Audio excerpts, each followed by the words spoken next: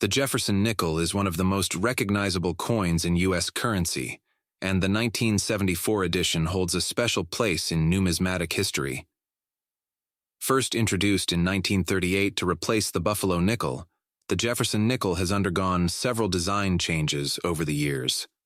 The 1974 nickel, while not particularly rare, has some interesting aspects worth exploring, including its composition, mint marks, and historical context.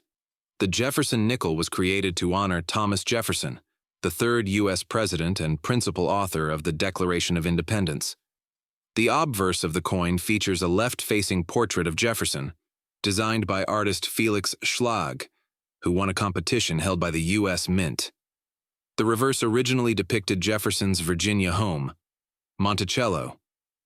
By 1974, the Jefferson nickel had been in circulation for over 3 decades.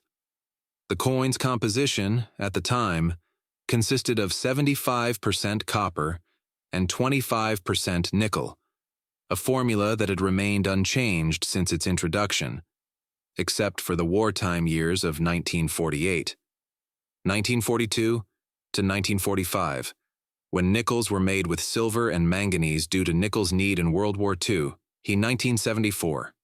Jefferson nickel was produced at 3 U.S. mints: Philadelphia, no mint mark, Denver, D, and San Francisco, S. The San Francisco Mint produced only proof coins for collectors, not circulation strikes.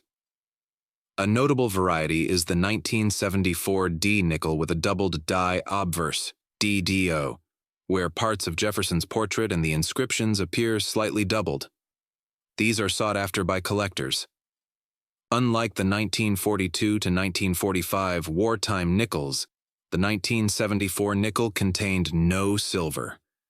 It reverted to the standard copper-nickel alloy. Philadelphia Mint, 601,752,000. Denver Mint, 277,373,000. San Francisco, proof, 2,612,568. Despite the high mintage, well-preserved specimens, especially proofs and error coins, can still hold value. In 1975 and 1976, the U.S. Mint released special bicentennial coins, including a temporary redesign of the nickel's reverse featuring a colonial drummer. The 1974 nickel was the last regular-issue Jefferson nickel before this change. While most 1974 nickels are common, errors such as off-center strikes, clipped planchets, or the doubled die obverse can make certain coins valuable. Unless in pristine, uncirculated condition or with a rare error, a 1974 nickel is generally worth only its face value.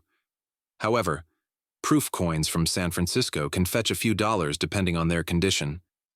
The 1974 Jefferson nickel may not be the rarest or most valuable coin in U.S. numismatics, but it represents an important piece of American coinage history.